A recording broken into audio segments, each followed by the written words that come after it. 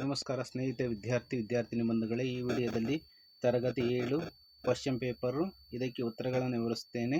ನಿರಂತರ ಮತ್ತು ವ್ಯಾಪಕ ಮೌಲ್ಯಮಾಪನ ಆಧಾರಿತ ಶಾಲಾ ಮಟ್ಟದ ದ್ವಿತೀಯ ಸಂಕಲನಾತ್ಮಕ ಮೌಲ್ಯಮಾಪನ March.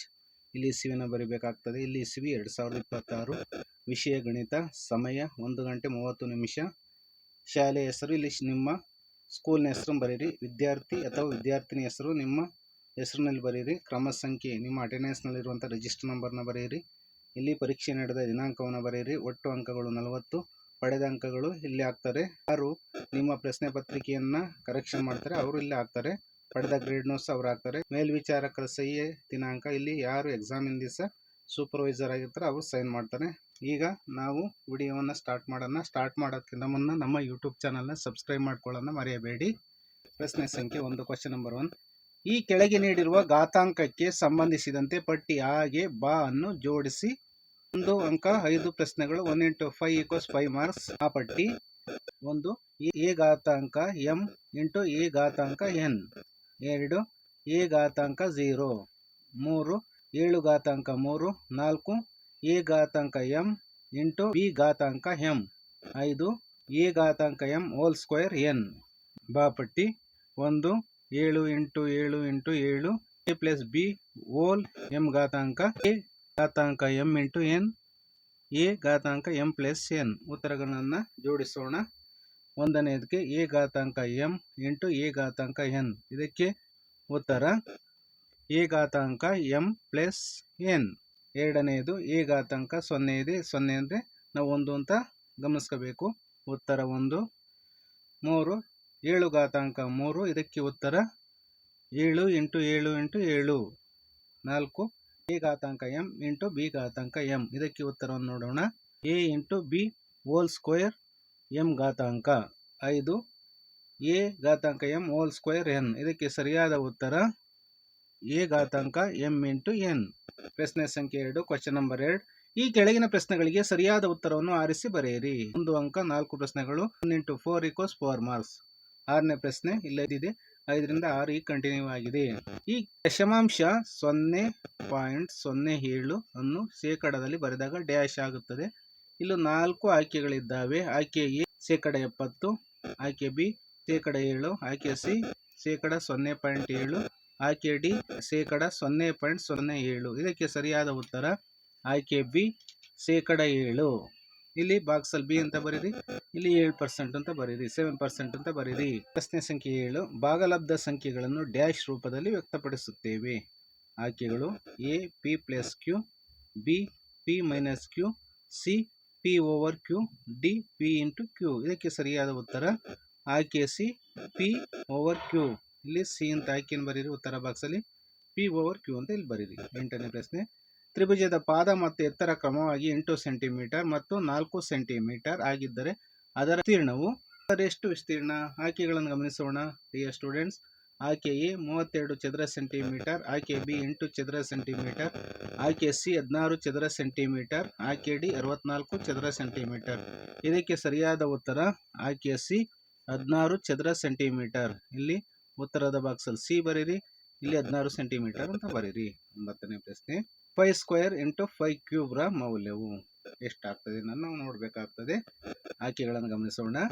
A 5 × 5, B 5 × 8, C 5 × 2, D 5 × 3. ಇದಕ್ಕೆ ಸರಿಯಾದ ಉತ್ತರ ಆಯ್ಕೆ ಎ 5 × 5. ಉತ್ತರದ ಬಾಕ್ಸಲ್ಲಿ ಆಯ್ಕೆಯನ್ನು ಬರೀರಿ. ಇಲ್ಲಿ 5 × 5 ಅಂತ ಬರೀರಿ. ಪ್ರಶ್ನೆ ಸಂಖ್ಯೆ 3, ಕ್ವಶನ್ ನಂಬರ್ 3. ಈ ಕೆಳಗಿನ ಹೇಳಿಕೆಗಳನ್ನು ಸರಿ ಅಥವಾ ತಪ್ಪು ಎಂದು ಬರೆಯಿರಿ.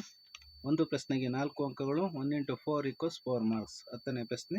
ಬೀಜೋಕ್ತಿ -3x² ರಲ್ಲಿ y² ನ ಸಹಗುಣಕ -3. ಇದು ಸರಿಯೇ ತಪ್ಪು ಅಂದಾಗ ತಪ್ಪು ಅಂತ ನೀವು ಬರೀರಿ. 11ನೇ ಪ್ರಶ್ನೆ.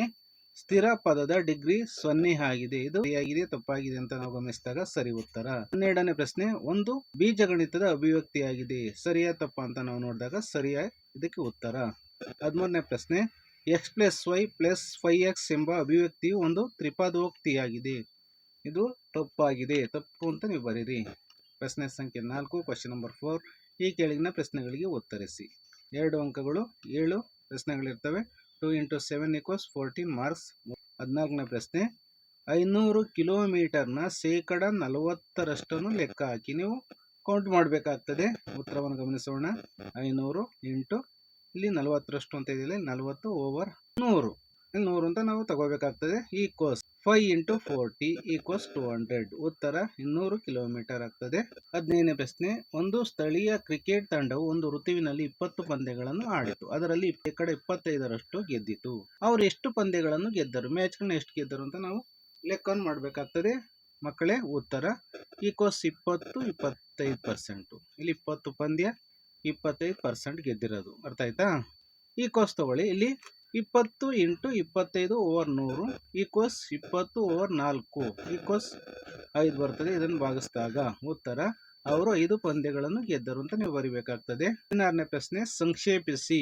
3/-5 ಇಂಟು -5/3 ಇದರ ಲೆಕ್ಕವನ್ನು ಸಂಕ್ಷೇಪಿಸಬೇಕಾಗ್ತದೆ. ಉತ್ತರವನ್ನು ನೋಡೋಣ. ಉತ್ತರ 3 ಇಂಟು ಇಲ್ಲಿ ನೋಡಿ ಬ್ರಾಕೆಟ್ ಇದೆ -5 ಓವರ್ -5 ಇಂಟು 3 ಈಕ್ವಲ್ಸ್ 5×3 -15. ಅರ್ಥ ಆಯ್ತಾ? ಇಲ್ಲಿ ಮೈನಸ್ ಇದೆ, ಇಲ್ಲಿ ಪ್ಲಸ್ ಇದೆ. Minus into plus equals minus ಅಂತ ನೀವು ಭಾವಿಸ್ಬೇಕಾಗ್ತದೆ. ಅದೇ ರೀತಿ ಇಲ್ಲಿ -5 ಇಂಟು 3 ಇಲ್ಲಿ ಮೈನಸ್ ಇಂಟು ಪ್ಲಸ್ ಆದಾಗ ಮೈನಸ್ ಆಗ್ತದೆ. -15 ಇವೆರಡನ್ನು ಗುಣಿಸಿದಾಗ 15 1. ಅರ್ಥ ಆಯ್ತಲ್ಲ? 1. 17ನೇ ಪ್ರಶ್ನೆ. ಕೂಡಿಸಿ. 5xy ಮೈನಸ್ 12xy 10x ಮತ್ತು xy. ಉತ್ತರವನ್ನು ನೋಡೋಣ. ಇಲ್ಲಿ yx ಎಂಬುದು xyಗೆ ಸಮನಾಗಿರ್ತದೆ ಅಂದ್ರೆ ಈಕ್ವಲ್ ಆಗಿರ್ತದೆ. ಆದ್ದರಿಂದ 5xy ಪ್ಲಸ್ ಬ್ರಾಕೆಟ್ ನೀವು ಹಾಕೋಬೇಕಾಗ್ತದೆ -12 xy ಬ್ರಾಕೆಟ್ ನ ಕ್ಲೋಸ್ ಮಾಡಬೇಕಾಗ್ತದೆ. ಇಲ್ಲಿ ಪ್ರಾರಂಭಿಸಿದ ಬ್ರಾಕೆಟ್ ಅನ್ನ ಇಲ್ಲಿ ಕೊನೆಗೊಳಿಸಬೇಕಾಗ್ತದೆ. Plus 10 xy plus 1xy equals ಇಲ್ಲಿ ಬ್ರಾಕೆಟ್ ಅನ್ನು ಹಾಕೊಳ್ಳಿ. 5 -12 ಪ್ಲಸ್ 10 ಪ್ಲಸ್ 1 ಬ್ರಾಕೆಟ್ ಅನ್ನು ಕ್ಲೋಸ್ ಮಾಡಿ xy ಈಕ್ವಲ್ಸ್ ಬ್ರಾಕೆಟ್ ನ ಹಾಕಿ 16 - 12 ಬ್ರಾಕೆಟ್ ಕ್ಲೋಸ್ ಮಾಡಿ xy ಈಕ್ವಲ್ಸ್ ಇಲ್ಲಿ ಹೆಂಗ್ ಬರುತ್ತೆ? 16ರಿಂದ 12 ಕಳೆದಾಗ 4 ಬರ್ತದೆ. ಅದರಿಂದ 4xy 4xy. ಉತ್ತರ ಆನ್ಸರ್ ಈಸ್ 4xy. ಅರ್ಥ ಆಯ್ತಲ್ಲ ಮಕ್ಕಳ? 18ನೇ ಪ್ರಶ್ನೆ. ಸಂಕ್ಷೇಪಿಸಿ. 3/7 ಓವರ್ 3/4 ಇಂಟು 3 ಕ್ಯೂಬ್ ಅಥವಾ 3/3 ಅಂತ ನೀವು ಓದ್ಕೋಬೇಕಾಗ್ತದೆ. ಉತ್ತರವನ್ನು ನೋಡೋಣ. ಉತ್ತರ ಘಾತಾಂಕಗಳ ನಿಯಮದ ಪ್ರಕಾರ a⁻m into a⁻n equals a⁻m plus n. ಆದ್ದರಿಂದ ಛೇದದಲ್ಲಿರುವ ಇದು ಛೇದ, ಗಮನಿಸಿ ಇದು ಛೇದ, ಇದು ಅಂಶ.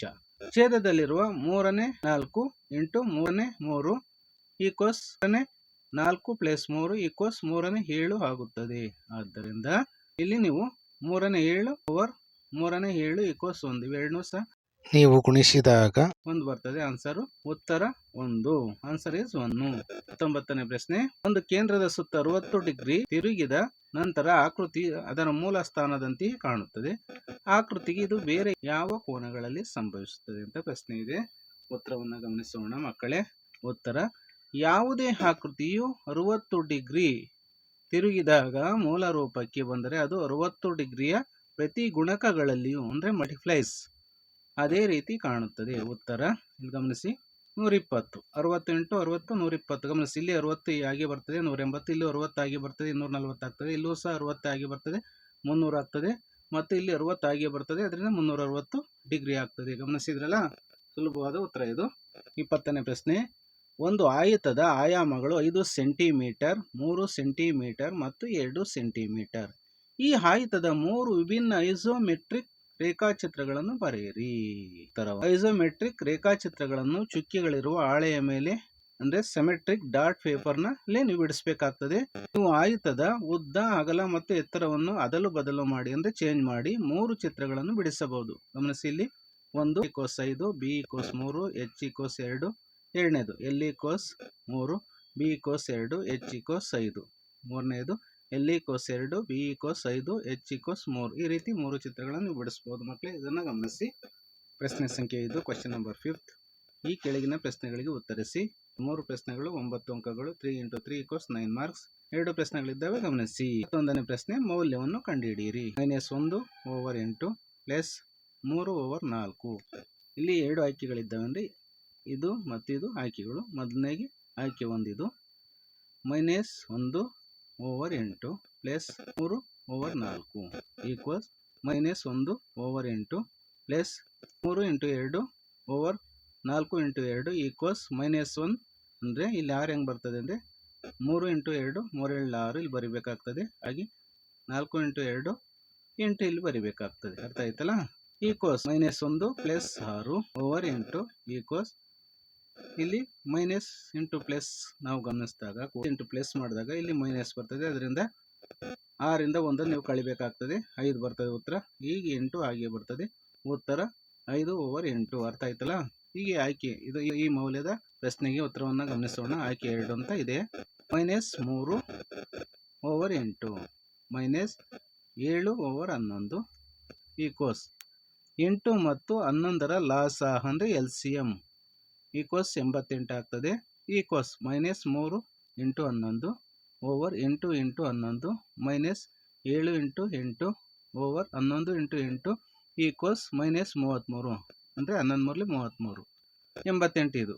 ಈಗ ಇಲ್ಲಿ ಗಮನಿಸಿ 8 7 ಎಷ್ಟು 56 ಇಲ್ಲಿ ಬಂತಲ್ಲ ಮೈನಸ್, ಹಾಗೆ 88 ಈಗ ಇಟ್ಕೊಳ್ಳಿ. ಈಕ್ವಲ್ಸ್ -33 -56 ಓವರ್ 88 ಈಕ್ವಲ್ಸ್ -89 ಅಂದರೆ ಹೆಂಗೆ -89 ಆಗುತ್ತೆ ಅಂದರೆ ಮೈನಸ್ ಇಂಟು ಮೈನಸ್ ಪ್ಲಸ್ ಆಗ್ತದೆ. ಅದರಿಂದ ನೀವು ಕೂಡಬೇಕಾಗ್ತದೆ. ಇಲ್ಲಿ 89 ಓವರ್ 88 ಉತ್ತರ -89 ಓವರ್ 88. ಅರ್ಥ ಆಯ್ತಲ್ಲ. 22ನೇ ಪ್ರಶ್ನೆ. ಕೊಟ್ಟಿರುವ ಪ್ರತಿಯೊಂದು ಐಸೋಮೆಟ್ರಿಕ್ ಆಕಾರಕ್ಕೂ ಓರೆಯಾದ ರೇಖಾಚಿತ್ರವನ್ನು ರಚಿಸಿ. ಉತ್ತರ ನೋಡಿ, ಇದಕ್ಕೆ ಇದು ಐಸೋಮೆಟ್ರಿಕ್, ಇದಕ್ಕೆ ಐಸೋಮೆಟ್ರಿಕ್ ಚಿತ್ರ. ಇದು ಹೇಗೆ ರಚಿಸೋದು ಅನ್ನೋದಕ್ಕೆ ಹೇಳ್ತೀನಿ. ನಿಮ್ಮ 15ನೇ ಚಿತ್ರ ಇದೆಯಲ್ಲ, ಇದಕ್ಕೆ ಈ ಹಂತಗಳನ್ನು ನೀವು ಅನುಸರಿಸಬೇಕಾಗ್ತದೆ. ಈ ಹಂತಗಳನ್ನು ಅನುಸರಿಸಿ ಅಂತ ಒಂದು ಚೌಕಾಕಾರದ ಗ್ರಾಫ್ ಹಾಳೆಯ ಮೇಲೆ ಮೊದಲು ಎಲ್ ಆಕಾರದ ಮುಂಭಾಗದ ಮುಖವನ್ನು ಅಂದರೆ ಫ್ರಂಟ್ ಫೇಸ್ ಬಿಡಿಸಿ.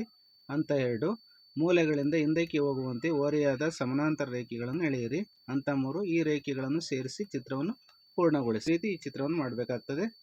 2ನೇ ಚಿತ್ರವನ್ನು ಹೇಗೆ ಮಾಡೋದು ಅದರ ಹಂತವನ್ನು ಹೇಳ್ತೀನಿ, ಗಮನಿಸಿ. 2ನೇ ಆಕಾರ ಅಂದರೆ ಘನ ಕ್ಯೂಬ್ನ ಚಿತ್ರ. ಐಸೋಮೆಟ್ರಿಕ್ ಡಾಟ್ ಪೇಪರ್ ಮೇಲೆ ಇರುವ ಈ ಘನವು 2 ಇಂಟು 2 ಇಂಟು 2 ಅಳತೆಯದ್ದಾಗಿದೆ. ಹಂತ 1 2 ಇಂಟು 2 ಅಳತೆ ಒಂದು ಚೌಕವನ್ನು ಬಿಡಿಸಿ. ಹಂತ 2ರಲ್ಲಿ ಅದರ ಪ್ರತಿಯೊಂದು ಮೂಲೆಯಿಂದ 45 ಡಿಗ್ರಿ ಕೋನದಲ್ಲಿ ಸಣ್ಣ ಓರೆ ರೇಖೆಗಳನ್ನು ಎಳೆಯಿರಿ. ಹಂತ 3ರಲ್ಲಿ ಆ ರೇಖೆಗಳ ತುದಿಗಳನ್ನು ಸೇರಿಸಿದಾಗ ನಿಮಗೆ ಓರೆಯಾದ ಘನದ ಚಿತ್ರ ಸಿಗುತ್ತದೆ. ಗಮನಿಸಬೇಕು ನೀವು ಒಂದು ಅಂಶನ. ಇಲ್ಲಿ ಓರೆಯಾದ ರೇಖಾಚಿತ್ರವನ್ನು ಬಿಡಿಸುವಾಗ ಮುಂಭಾಗದ ಮುಖವು ಫ್ರಂಟ್ ಫೇಸ್ ಯಾವಾಗಲೂ ನೈಜ ಆಕಾರದಲ್ಲಿರುತ್ತದೆ. ಚೌಕಾಕಾರವಾಗಿದೆ ಅಂದರೆ ಸ್ಕ್ವೇರ್ ಆಗಿದೆ, ಚೌಕವಾಗಿಯೇ ಇರುತ್ತದೆ. ಆದರೆ ಆಳವನ್ನು ತೋರಿಸುವ ರೇಖೆಗಳು ಓರೆಯಾಗಿರ್ತವೆ. ಓರೆಯಾಗಿದೆ, ಗಮನಿಸಿ. 23ನೇ ಪ್ರಶ್ನೆ. ಕೆಳಗಿನ ಪ್ರತಿ ಆಕೃತಿಗೂ ತಿರುಗುವಿಕೆಯ ಸಮ್ಮತಿಯ ಕ್ರಮವನ್ನು ಬರೆಯಿರಿ. ಇಲ್ಲಿ ಚಿತ್ರವನ್ನು ಗಮನಿಸೋಣ. ತಿರುಗುವಿಕೆಯ ಸಮ್ಮಿತಿಯ ಕ್ರಮ ಎಂದರೆ ಒಂದು ಆಕೃತಿಯನ್ನು ತಿರುಗಿಸಿದಾಗ ಅದು ಎಷ್ಟು ಬಾರಿ ಮೊದಲಿನಂತೆ ಕಾಣಿಸುತ್ತದೆ ಎಂಬ ಸಂಖ್ಯೆ. ನೋಡಿ, ಇದು 1ನೇ ಚಿತ್ರ. ಗಡಿಯಾರದ ಮುಳ್ಳಿನ ಗುರುತು. ಇದರ ತಿರುಗುವಿಕೆಯ ಸಮ್ಮತಿಯ ಕ್ರಮ 1. 2 ಇಲ್ಲಿದೆ ನೋಡಿ, 8 ಇಲ್ಲಿ 80 ಡಿಗ್ರಿ ಇದೆಯಲ್ಲ, ಇದು ಈಕ್ವಲ್ಸ್ ಎಕ್ಸ್ ಅಕ್ಷರ. ಇದರ ತಿರುಗುವಿಕೆಯ ಸಮ್ಮತಿಯ ಕ್ರಮ 2. ಇಲ್ಲಿ ನೋಡಿ ತ್ರಿಕೋನ ಇದೆ, ತ್ರಿಭುಜ. ಈಗ ಗಮನಿಸಿ ಚಿತ್ರವನ್ನು. ಈಕ್ವಲ್ಸ್ ಸಮಬಾಹು ತ್ರಿಕೋನ ಅಥವಾ ತ್ರಿಭುಜ. ಇದರ ತಿರುಗುವಿಕೆಯ ಸಮ್ಮತಿಯ ಕ್ರಮ 3 ಆಗಿರ್ತದೆ. ಪ್ರಶ್ನೆ ಸಂಖ್ಯೆ 6 ಲಾಸ್ಟ್ ಮೇನ್. ಈ ಕೆಳಗಿನ ಪ್ರಶ್ನೆಗಳಿಗೆ ಉತ್ತರಿಸಿ. ಇಲ್ಲಿ 2 ಪ್ರಶ್ನೆಗಳಿದ್ದಾವೆ, ಗಮನಿಸಿ. Question number 24. ಪ್ರಶ್ನೆ ಸಂಖ್ಯೆ 24. ಒಂದು ಗೋಡೆಯಲ್ಲಿ 2 ಮೀಟರ್ ಉದ್ದ ಮತ್ತು 1 ಮೀಟರ್ ಅಗಲವಿರುವ ಬಾಗಿಲನ್ನು ಅಳವಡಿಸಲಾಗಿದೆ. ಗೋಡೆಯ ಉದ್ದ 4.5 ಮೀಟರ್ ಮತ್ತು ಅಗಲ 3.6 ಮೀಟರ್. ಗೋಡೆಯನ್ನು ಬಿಳಿ ಬಣ್ಣ ಬಳಿಯುವ ದರವು ಪ್ರತಿ ಚದರ ಮೀಟರ್ಗೆ ರೂ. 20 ಆಗಿದ್ದರೆ ಗೋಡೆಯನ್ನು ಬಿಳಿ ಬಣ್ಣ ಬಳಿಯುವ ವೆಚ್ಚವನ್ನು ಕಂಡುಹಿಡಿಯಿರಿ. ಇದಕ್ಕೆ ಲೆಕ್ಕವನ್ನು ಮಾಡೋಣ, ತೋರಿಸ್ತೀನಿ ಇದನ್ನ. 24ನೇ ಪ್ರಶ್ನೆಯಲ್ಲಿ ಮೊದಲನೇ ಪ್ರಶ್ನೆಗೆ ಉತ್ತರ ಇದು. 24ನೇ ಮೊದಲ ಪ್ರಶ್ನೆಗೆ ಉತ್ತರ. ಈಕ್ವಲ್ಸ್ ಇಲ್ಲಿಗೆ ಹಾಕೋಬೇಕಾಗ್ತದೆ. ಬಾಗಿಲಿನ ಉದ್ದ ಈಕ್ವಲ್ಸ್ 2 ಮೀಟರ್, ಅಗಲ ಈಕ್ವಲ್ಸ್ 1 ಮೀಟರ್ ಆಗಿದೆ.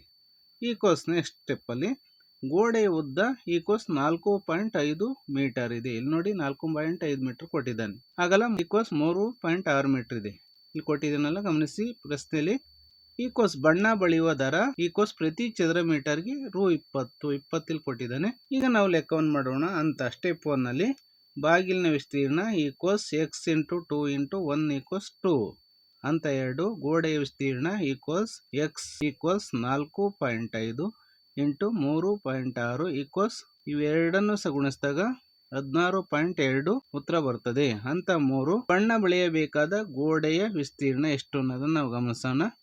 ಈಕ್ವಲ್ಸ್ ಇಲ್ಲಿ 16.2 ಮೈನಸ್ 2 ಈಕ್ವಲ್ಸ್ 14.2 ಅಂದರೆ ಇದನ್ನು ಕಳೆದಾಗ 2ರಿಂದ 16.2 ಕಳೆದಾಗ 14.2 ಬರ್ತದೆ. 14.2 ಚದರ ಮೀಟರ್. ಹಂತ 4ರಲ್ಲಿ equals x equals 14.2 into 20 equals 284 ಬರ್ತದೆ. ಉತ್ತರ 284. ಅರ್ಥ ಆಯ್ತಲ್ಲ. 24ನೇ ಪ್ರಶ್ನೆಯಲ್ಲಿ 2ನೇ ಪ್ರಶ್ನೆ ಅಥವಾ ಅಂತಿದೆ ಗಮನಿಸಿ. ಒಂದು ಆಯತಾಕಾರದ ಹಾಳೆಯ ಪರಿಧಿ 100 ಸೆಂಟಿಮೀಟರ್, ಅದರ ಉದ್ದ 35 ಸೆಂಟಿಮೀಟರ್ ಆಗಿದ್ದರೆ ಅದರ ಅಗಲವನ್ನು ಕಂಡುಹಿಡಿಯಿರಿ. ಹಾಗೆಯೇ ವಿಸ್ತೀರ್ಣವನ್ನು ಸಹ ಕಂಡುಹಿಡಿಯಿರಿ. ಉತ್ತರವನ್ನು ಗಮನಿಸೋಣ. ದತ್ತಾಂಶಗಳು ಈಕ್ವಲ್ಸ್ ಹಾಳೆಯ ಪರಿಧಿ ಅಂದ್ರೆ ಪೆರಿಮೀಟರ್ ಈಕ್ವಲ್ಸ್ 100 ಸೆಂಟಿಮೀಟರ್ ಈಕ್ವಲ್ಸ್ ಹಾಳೆಯ ಉದ್ದ ಅಂದ್ರೆ ಉದ್ದಕ್ಕೆ ಇಂಗ್ಲಿಷ್ ಲೆಂತ್ ಅಂತಾರೆ. L equals 35 centimetre. ಅಂತ 1 ಅಗಲ ಬಿ ಕಂಡುಹಿಡಿಯುವುದು equals to bracket L into B bracket ಅನ್ನು ಕ್ಲೋಸ್ ಮಾಡಿ ಈಕ್ವಲ್ಸ್ 100 ಇಂಟು 2 ಬ್ರಾಕೆಟ್ ಹಾಕಿ 35 ಪ್ಲಸ್ ಬಿ ಬ್ರಾಕೆಟ್ ನ ಕ್ಲೋಸ್ ಮಾಡಿ ಈಕ್ವಲ್ಸ್ 50 ಅಂದ್ರೆ 2 ಅಂದ್ರೆ 2ರಿಂದ ಭಾಗಿಸಿದಾಗ 50 ಬರ್ತದೆ. 2ರಿಂದ 100 ಭಾಗಿಸಿದಾಗ 50 ಬರ್ತದೆ. Equals 35 plus B P equals 50 minus 35 equals 15 centimetre ಆಗ್ತದೆ. ಅಂತ 2ರಲ್ಲಿ ವಿಸ್ತೀರ್ಣವನ್ನು ಕಂಡುಹಿಡಿಯುವುದು. ಇಲ್ಲಿ ಎಕ್ಸ್ ಅಂತ ತಗೊಳ್ಳಿ. Equals x equals 35 into 15 equals 525 ಚದರ ಸೆಂಟಿಮೀಟರ್. ಉತ್ತರ ವಿಸ್ತೀರ್ಣ ಈಕ್ವಲ್ಸ್ 525 ಸೆಂಟಿಮೀಟರ್. 5 ಇಂಟು 15ನ ನಾವು ಗುಣಿಸಿದಾಗ 525 ಬರ್ತದೆ. ಅದರಿಂದ 525 ಚದರ ಸೆಂಟಿಮೀಟರ್. ಉತ್ತರ ವಿಸ್ತೀರ್ಣ ಈಕ್ವಲ್ಸ್ 525 ಚದರ ಸೆಂಟಿಮೀಟರ್. ಉತ್ತರವನ್ನು ಗಮನಿಸೋಣ. ಹಾಳೆಯ ಅಗಲ 15 ಸೆಂಟಿಮೀಟರ್ ಇದು ಮತ್ತು ವಿಸ್ತೀರ್ಣ 525 ಚದರ ಸೆಂಟಿಮೀಟರ್. ಅರ್ಥ ಆಯ್ತಲ್ಲ ಮಕ್ಕಳೇ. ಇದುವರೆಗೂ ತರಗತಿ 7 ವಿಷಯ ಗಣಿತ ಕ್ವಶನ್ ಪೇಪರ್ಗೆ ಉತ್ತರಗಳನ್ನು ನಾನು ವಿವರಿಸಿದ್ದೇನೆ. ಈ ವಿಡಿಯೋವನ್ನು ಲೈಕ್ ಮಾಡಿ, ಕಮೆಂಟ್ ಮಾಡಿ ಹಾಗೂ ನಿಮ್ಮ ಗೆಳೆಯ ಗೆಳತಿಯರೊಂದಿಗೆ ಹಂಚಿಕೊಳ್ಳಿ. ನಮ್ಮ ಯೂಟ್ಯೂಬ್ ಚಾನಲ್ನ ಸಬ್ಸ್ಕ್ರೈಬ್ ಮಾಡಿಕೊಳ್ಳಿ. ಧನ್ಯವಾದಗಳು.